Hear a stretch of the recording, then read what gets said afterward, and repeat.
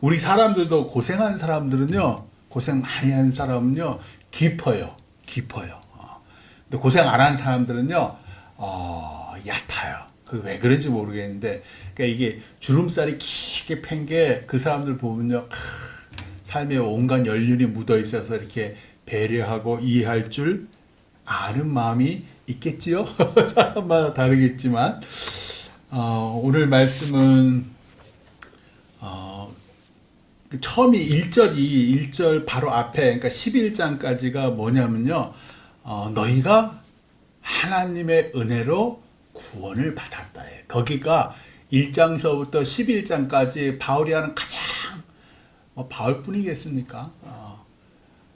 우리는 오늘도 저 친한 친구가, 대학교 친구가, 오래간만에 제가 전화를 했는데 하도 안 보여서 전화를 했더니 자기 아들이 이제, 대학을 졸업하고, 그리고, 군대도 갔다 왔죠. 상규처럼 벌써 군대도 갔다 오고, 그 인턴, 알바 이런 거 한 2년 하다가 이번에 그 한국자원공사, 거기 1500대 1 막 그렇대요. 근데 계속 15대 1 마지막 면접까지 필기시험 15대 1 면접까지 5대 1 해서 붙은 거예요. 근데 제가 너무너무 감격을 했어요. 왜냐면 그 아이가 우리가 흔히 아는 평범한 아이가 아니에요. 이렇게 약간 뭐랄까 정신적으로 약간 조금 그래요. 그런데도 불구하고 와, 그 엄마가 얼마나 열심히 기도하는지 저 강남에 있는 교회를 다녀 조그만 교회인데 열심히 다니고 그 친구는 저 개척교회 할 때 막 왔다가 또 시험 받아가지고 지금은 교회를 안 나오는데 얘기를 그렇게 하는 거예요. 지 엄마가 그렇게 열심히 기도를 하더니 하나님의 은혜로 그 자원고사에 탁 합격을 했다고. 제가 너무너무 감사한 거예요. 저는 아니, 기도 열심히 해도 좋은데 취직 못하고 좋은 학교 못 가는 사람이 훨씬 많아요. 우리가 기도하면 다 이루어진다 그러지만 아니에요. 기도해도 안 이루어지는 사람은 허다하게 많아요. 근데 정말 기도 열심히 해도 그 기도에 딱 응답하는 경우가 있어요. 어떤 경우냐면요. 하나님께서 뜻하실 때. 하나님께서 뜻하실 때. 수많은 세상 사람들이 이렇게 돌아다니잖아요. 거리에. 그 중에 누가 구원을 받냐면 하나님이 뜻하신 사람. 하나님의 은혜로 그 사람이 구원받는 거지. 그 사람이 준비를 잘하고 그 사람 부모가 열심히 모태신앙에도 얼마나 신앙생활 못하는 사람 많은데요. 그거 아니에요. 하나님께서 은혜로 탁 부른 그 사람을 참 신기하게 하나님께서 복 주시고 구원하시고 그리고 그 이후의 삶도 주장하신다. 오늘은 이제 그래서 그 얘기를 바울이 하고 싶은 거예요. 자, 우리가 하나님의 긍휼로 정말 우리는 한 게 하나도 없어. 지난번에도 모세도 말씀드렸지만 바울은 더더욱 한 게 없는 정도가 아니죠. 바울은 나쁜 놈이었어요. 바울은 아주 예수 믿는 사람 막 가두고 세반지사 막 죽일 때 책임자고 다메섹 도상에서도 예수 믿는 사람 막 잡으러 가는 그 사람을 하나님께 누가 기도하지도 않았어요. 그런데도 그 사람을 불러서 예수님께서 당신의 주권적인 뜻으로 쓰시는 거예요. 사도 바울로. 그러니까 바울이 더더욱 하나님께 열심을 내는 거예요. 내가 한 게 아무것도 없어. 자랑할 게 없고 오히려 부끄러운 과거밖에 없는데 살아계신 예수님께서 나를 부르셔서 당신의 일을 맡기시는구나.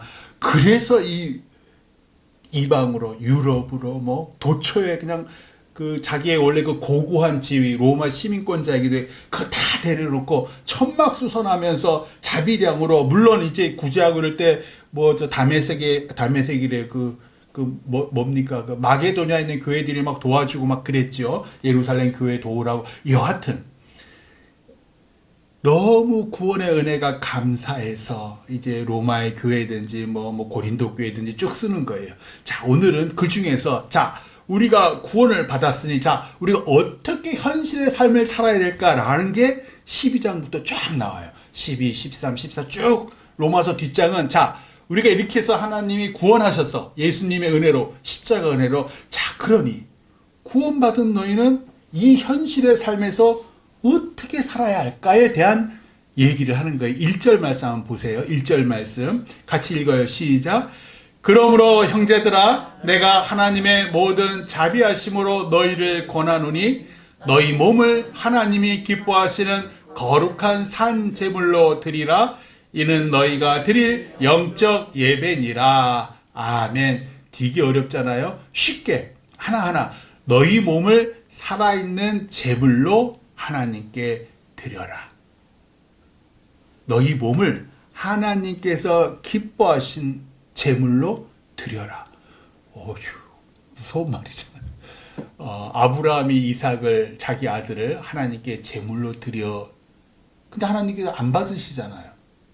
마찬가지예요. 우리가 죽으란 얘기가 아니에요. 하나님 우리를 살리셔요. 우리를 살리시고 강건케 너희 몸을 진짜 제물로 드리라는 얘기가 아니라 너희의 삶을 하나님을 향해서 나아가라. 그 이유가 뭐냐면요. 바로 위에 있는 11장 36절에 한번 보세요. 36절. 그 이유가 36절에 나와요. 36절 같이 읽어봐요. 시작. 이는 만물이 주에게서 나오고 주로 말미암고 주에게로 돌아감이라. 그에게 영광이 세세히 있을지어다. 아멘. 만물은 나도 포함하는 거죠. 내가 태어난 것도 하나님께서 태어나게 하신 거고, 이 시대를 살아가게 하신 거고, 이 사람이랑 결혼하게 한 거고, 그리고 나는 누구 나올 줄 몰랐는데, 그러니까 우리는 참 인생에 있어서 중요한 것들은 내 뜻대로 가는 게 하나도 없어요. 나는 이 집안에서 태어나고 싶지 않았어. 나는 저 남자, 저 여자랑 결혼할 생각을 추호도 안 했어. 근데 신기하게 이 집안에서 태어나시게 하고, 이런 사람과 만나게 하시고, 나는 아이를 갖겠다고는 생각했지만, 이런 아이가 태어날, 이렇게 속삭이는, 이런 말썽꾸리가 태어날 줄 몰랐어. 그다음 인생이 정말 중요한 것들은요, 우리 뜻대로 되는 게 하나도 없는 거예요. 그 얘기를 하고 싶은 거예요. 자, 모든 만물이, 너를 포함한 모든 만물이 주에게서 나왔고 또 주로 말미암아 네가 살아가고 있고, 너 결국 어디로 가는 줄 알아? 주님께로 돌아가. 죽어서 돌아가든 너희 영혼이 영원히 산등간에 주에게로 돌아가. 자, 그러면 너의 삶은, 자 봐라, 너 태어나고 지금 살고 있고 지금 너 곧 죽을 거도 알고 있잖아. 안 믿겠지만 넌 죽을 거야. 그러면 너는 죽어서 어디로 가니? 하나님께 가죠. 그러면 하나님께서 널 딱 받았을 때 어이구 잘 살았다, 어이구 잘 살았다 라고 칭찬받는 삶, 그거를 거룩한 산제물로 드리라. 네 삶을 하나님께서 칭찬받는 삶으로 드려라. 이것이 너희가 드릴 영적 예배. 너무 어렵잖아요. 참된 예배다. 그 얘기예요. 참된 예배다. 2절 같이 읽어요. 시작. 너희는 이 세대를 본받지 말고 오직 마음을 새롭게 함으로 변화를 봐라. 하나님의 선하시고 기뻐하시고 온전하신 뜻이 무엇인지 분별하도록 하라. 아멘. 이 세상을 따라가지 마라. 우리 아무리 이렇게 얘기를 해도 우리는 이제 중고등부 아이들이 없지만 우리 자녀들 한번 곰곰이 보시면 참 복음성가 좋아해서 열심히 귀에 꽂고 듣는 애를 거의 본 적이 없어요. 다 세상의 노래, 우리가 알아듣지도 못하는 이상한 미국의 팝송 들어대끼고, 우리 저도 막 이렇게 고고하고 저희 그 동기 애들 중고등학교 때를 뭐 하냐 그랬더니 뭐라 하냐, 그 둥글둥글한 원판 있잖아요. 그 LP판이라 그러더라고요. LP판 가지고 전적 딱 틀어놓고는 뭐 팝송을 듣는 거예요. 왜 이렇게 멋있어 보이는지. 이게 이제 이 세대를 보면 그 나쁘다는 뜻이 아니에요. 보통은 우리는 하나님이 없으면 이 세대를 본받아 살아요. 그런데 너희는 다르다는 거예요. 너희는 내가 구원했잖아. 너희의 삶의 모든 것을 내가 주관하고 개입하고 있잖아. 따라서 너희는 이 세대, 이 세상을 본받지 말고 오직 마음을 새롭게 해서 변화를 받아라. 마음을 새롭게 한다. 무슨 마음을 새롭게 할까? 우리 지난 주일날 배웠죠. 나는 누구다? 하나님의 자녀다. 하나님의 상속자다. 이걸 명심하라는 거예요. 내 마음을, 나는 그냥 세상 살아가는 그저 그런 사람이 아니라 나는 하나님의 자녀요. 나는 하나님의 영광을 이어받을 하나님의 상속자야. 라는 마음을 가져라. 그래서 하나님의 은혜로 변화를 네 마음이 변화를 받아라. 그러면 하나님의 기뻐하시고 온전한 뜻이 뭔지 분별할 수 있을 거야. 라는 뜻이 원어는 네가 그제서야 하나님께서 왜 하나님께서 이 세대 이 부모 밑에서 이 남자 이 여자를 만나고 왜 이 금토교회 지금 건축한 애 위에 참 부담도 엄청 많아. 이 교회를 왜 지금까지 섬기게 하셨을까? 여기 있는 하나님의 뜻은 무엇일까? 분별하게 된다. 라는 얘기예요. 자, 3절 같이 읽어요. 시작. 내게 주신 은혜로 말미암아 너희 각 사람에게 말하노니 마땅히 생각할 그 이상의 생각을 품지 말고 오직 하나님께서 각 사람에게 나누어 주신 믿음의 분량대로 지혜롭게 생각하라. 너 자신을 과대평가하지 마. 그 얘기. 마땅히 생각할 그 이상의 생각. 너는 마치 거룩하고 그래. 나는 하나님처럼 살 수 있어. 예수님처럼 살 수 있어. 이렇게 살잖아. 내가 이렇게 딱 되잖아요. 그 순간 눈에서 레이저가 나가요. 저거 왜 저렇게 살아? 저거 왜 주일에 예배 안 하지? 저거 기도하는 게 왜 저 모양이야? 이거예요. 그렇게 살지 말라는 거예요. 내게 주신 은혜로 말미암아 너희 각 사람에게 말하노니 마땅히 생각할 그 이상의 생각을 품지 말고 교만해지지 말고 네가 하나님의 은혜가 아니라 내 거룩한 뭐라 그러죠? 이렇게 나의 이 높은 율법적인 나는 그런 사람이야. 그 순간 너는 레이저가 나가. 너는 사람 막 정죄하고 상처 줄 거야. 그렇게 하지 말고 오직 하나님께서 각 사람에게 나눠주신 믿음의 분량대로 네 믿음의 수준대로 네 믿음의 수준은 요 정도야. 아무리 네 타이틀이 뭐 목사고 장로고 권사지만 너는 네 믿음의 수준을 알잖아. 네 믿음의 수준대로 지혜롭게 냉철하게 그렇게 생각해. 너는 알고 있어. 하나님도 알고 있고 너도 알고 있어. 너는 그 정도 수준밖에 안 돼. 그러면 그 정도 수준에서 하나님께서 나에게 주신 뜻이 뭘까? 그렇게 생각하라. 참 훌륭하죠. 자, 4절 5절 말씀 같이 읽어요. 시작. 우리가 한 몸에 많은 지체를 가졌으나 모든 지체가 같은 기능을 가진 것이 아니니 이와 같이 우리 많은 사람이 그리스도 안에서 한 몸이 되어 서로 지체가 되었느니라. 이제는 교회 공동체에 대해서 얘기를 하는 거예요. 자, 너희가 세상에서 세상의 일도 그 2세대를 본받으면 안 돼. 2세대 사람들은 다 자기 일을 뭐라고 생각해요? 돈벌이 수단으로 생각해요. 그런데 하나님은 일하셨어요. 태초에 천지를 창조하셨어요. 첫째 날, 둘째 날 쭉 하나님께서 계속 일하시고 마지막 날 쉬셨어요. 즉 일은 하나님도 일하셨고 사람도 일하는 하나님의 형상을 품은 그 사람도 일하기를 원해요. 자, 너희는 2세대 사람들도 똑같은 일을 해도 돈벌이 수단으로 생각하지 말고 하나님께서 왜 내게 이 직장 이 일을 주셨을까? 이 속에서 하나님이 뭘 원하신 거지? 이 관계 속, 사람과의 관계 속에 그리고 이 일 자체에서 하나님이 나에게 뭘 원하시는 거지를 생각하라가 먼저 있고요. 그 다음에 우리 이제 가정이 있잖아요. 가정은 뭐예요? 작은 교회. 또 작은 교회뿐만 아니라 하나님의 나라잖아요. 거기에 나를 제사장으로 보내신 거예요. 이런 가정에 내가 원했던 가정 아니에요. 나는 이렇게 결혼 생활할 줄 몰랐어요. 근데 하나님께서 그 가정을 통해서 이 남자 이 여자와 같은 삶을 살아 그랬어요. 같은 삶을 살다 보니까 내 마음대로 안 되잖아요. 그러니까 자꾸만 정죄해. 그러지 마. 어차피 너 같은 운명 공동체야. 하나님을 향해서 가. 이왕 가는 거 서로 도와서 서로 모자란 거 서로 용서하면서 너 교회 가서 사랑 어쩌고 얘기하잖아. 너 가정에서 당연히 그렇게 해야지. 용서하고 사랑해. 그러라고 가정을 주신 거고 그 가정 또한 하나님의 뜻이 무엇일까? 왜 나랑 죽어도 원수 같은 이 배우자랑 만나게 하셨을까? 나를 낮추시는구나.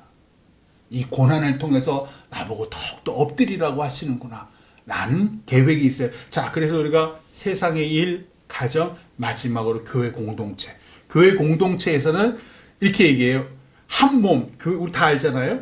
이 교회는 주님의 몸이에요. 몸에는 우리 몸도 많은 이렇게 손과 발과 머리와 장기가 다 있듯이 우리 교회 공동체 금토교회도 많은 사람들이 있다. 근데 그 사람들이 한 몸이 되어 교회를 이루고 있다가 4절, 5절이에요. 자, 6절 읽어봐요. 시작. 우리에게 주신 은혜대로 받은 은사가 각각 다르니 혹 예언이면 믿음의 분수대로. 야, 신기해요. 오늘날에 예언의 은사를 받은 사람은 거의 없다고 저는 봐요. 그럼에도 불구하고 자신이 예언의 은사를 가지고 있다라고 주장하시는 분이 간혹 있어요. 그런데 그 예언을 할 때 되면 믿음의 분수대로 하라 그랬어요. 뒤에 보시면은 그 7절 보시면 섬기면 섬기는 일로 가르치면 이렇게 했는데, 그러면 예언은 예언대로 이렇게 하지 않고 예언이면 믿음의 분수대라고 했단 말이에요. 믿음이란 게 뭐냐면 하나님과의 친밀한 관계예요. 하나님과 친밀하면 더 친밀한 사람 보고 우리가 뭐라면 깊은 믿음을 가진 사람, 큰 믿음을 가진 사람이라고. 말로는 하나님이라 하는데 하나님과 안 친해 사실은. 그럼 이 사람은 뭐예요? 척하는 사람이죠. 믿는 척하는 사람이란 말이에요. 그러니까 믿음이란 하나님과 나와의 관계, 인격적인 관계란 말이에요. 그런데 이 관계가 친밀하지 않은데, 하나님과 나의 관계가 친밀하지 않은데 나 예언을 받았다, 하나님께 예언을 받았다라고 예언을 해버리면 그 예언은 거짓 예언이다라는 거예요. 친밀하게, 너 믿음의 분수대로, 너 진짜 하나님께 정말 친밀하지 않으면 너 그 예언하지 마. 그거 하나님의 예언 아니야. 그 얘기예요. 그래서 믿음의 분수대로 예언해라. 자, 7절 말씀 같이 읽어요. 시작. 혹 섬기는 일이면 섬기는 일로, 혹 가르치는 자면 가르치는 일로. 우리가 이제 우리 토요 봉사팀 참 감사하고, 뿐만 아니라 우리 차량 봉사하신 우리 장로님 감사하고, 이제 장차 우리 뭐 반주자도 있고 우리 일랑 자매도 있고 우리 청년들 고생 많이 하고, 장차 이제 교육 분야가 있는데 이 교육 분야는 또 하나님께서 또 사람을 보내주시기도 하겠지만 또 우리가 할 거예요. 우리가 분명히 우리 안에서 참 신기한 게 하나님께서 마음을 참 줘요. 그래서 쓰셔요. 그러니까 우리는 막 걱정하는데 걱정하지 마세요. 무슨 얘기냐면 우리는요, 우리 기독교는 모든 세상의 종교와 달라서 막 기도하고 막 뭘 열심히 하고 해서 하나님을 주시는 게 아니고, 하나님이 때가 되면 신기하게 들어 쓰셔요. 이게 기독교예요. 기독교는 전적으로 하나님 은혜예요. 하나님 은혜로 하나님께서 뜻하시면 곳곳에 사람을 쓰시더라는 거예요. 저도 마찬가지. 저도 이렇게 될 줄 알았나요? 참 신기한 게 하나님이 때가 돼서 반드시 사람을 보내든 있던 사람을 쓰든 있던 사람을 변화시켜 쓰든 걱정하지 마세요. 교회는 그래서 섬기는 일이면 섬기는 일로, 혹 가르치는 자면 가르치는 일로 하나님께 다 쓰신다. 8절 같이 또 읽어요. 시작. 혹 위로하는 자면 위로하는 일로, 구제하는 자는 성실함으로, 다스리는 자는 부지런함으로, 긍휼을 베푸는 자는 즐거움으로 할 것이니라. 위로하는 자가 누구예요? 교회에서 권사님들. 그 위로할 권자예요. 권사님들은 뭐 해야 돼요? 위로하세요. 자, 또 구제하는 자는 성실함으로. 이게 성실함으로라고 하는데 제가 보니까 순수한 마음이에요. 공동번역과 새번역에는 순수한 마음이라는. 너 구제하고 누구에게 뭘 주지? 순수한 마음으로 해. 또 다스리는 자는 뭐 교회를 치면 목사나 장로죠. 그 사람은 부지런함으로 돌아다니라는 거예요. 이 사람은 무슨 형편에 있는지 부지런함으로, 열정적으로 하는 거. 긍휼을 베푸는 자는 용서하는 자예요. 용서하는 자는 즐거움으로, 기쁨으로 하거라. 그리하여 네가 가정에서 어떻게 하든 세상 일을 어떻게 하든 가장 중요한, 그래도 이 하나님의 교회 공동체 안에서는 네가 너에게 주신 은혜대로 하나님을 기쁘시게 하는 삶을 살아라 라고 예수님께서 얘기하십니다. 같이 기도하겠습니다.